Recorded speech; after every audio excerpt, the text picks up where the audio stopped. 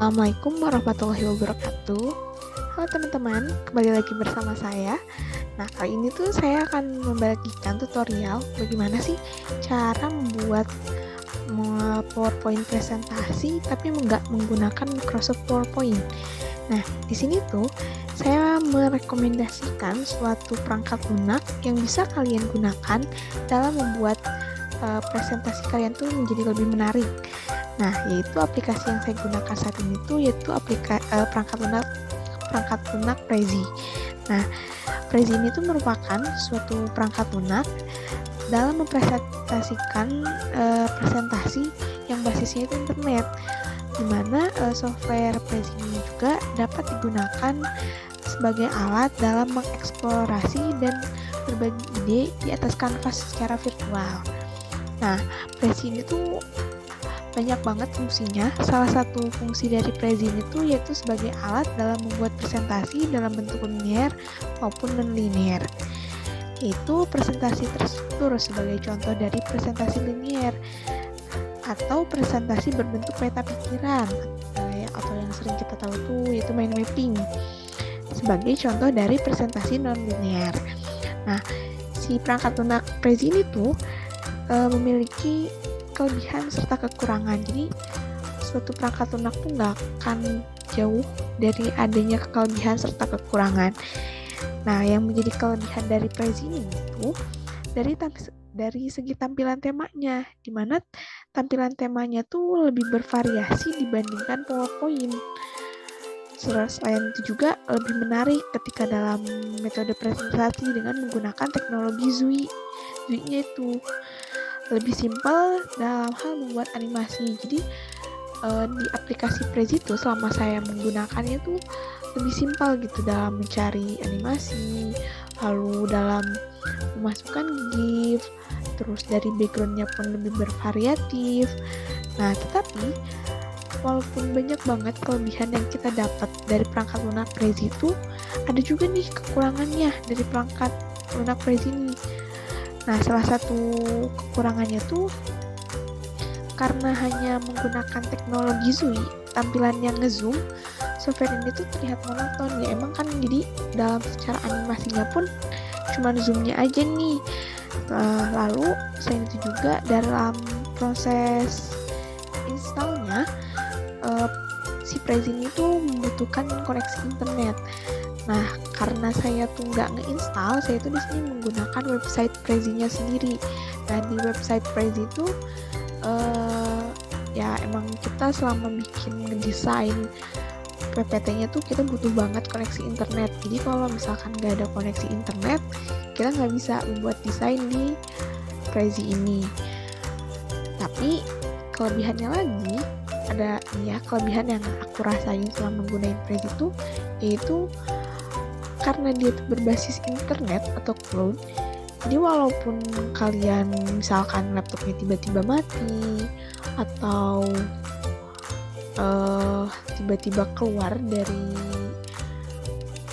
Chrome-nya atau dari internetnya, kalian tuh masih bisa akses lagi dengan tampilan yang terakhir banget kalian edit. Jadi nggak ada istilah takut datanya tiba-tiba hilang. Tapi selama kalian tahu akun kalian, username dan passwordnya apa, ya data kalian aman. Nah, itu salah satu kelebihannya yang saya suka dari Prezi ini.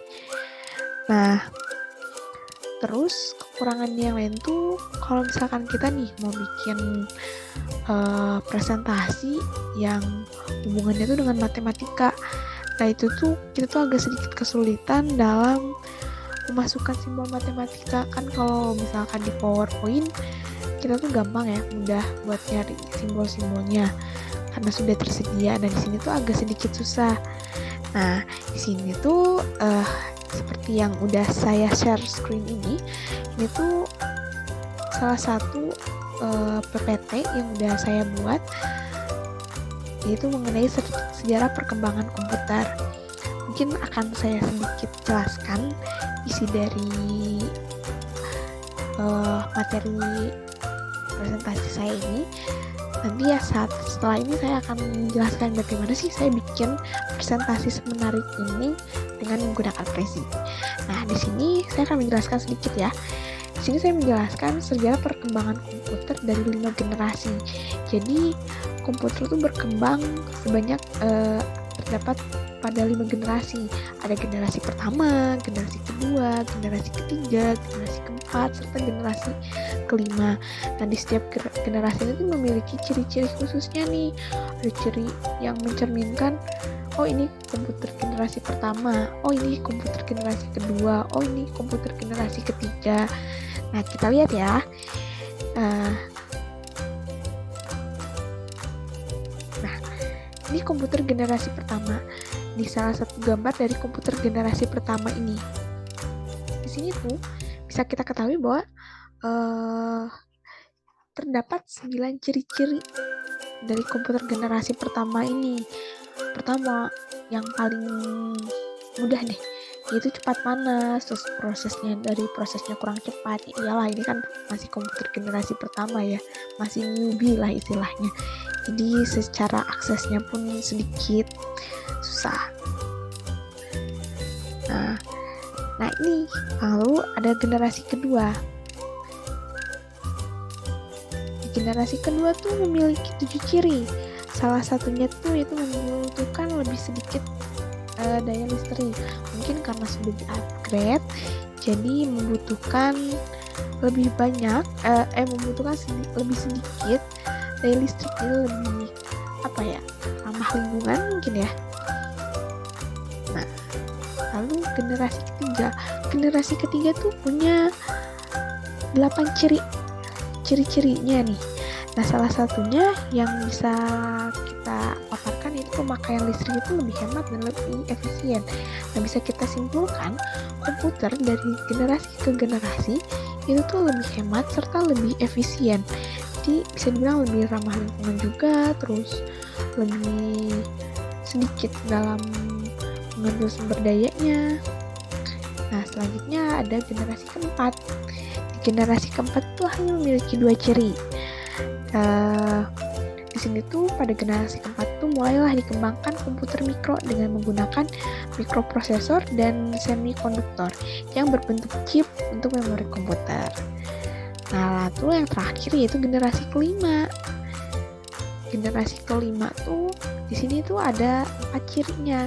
Salah satunya pengembangan Josephson Junction.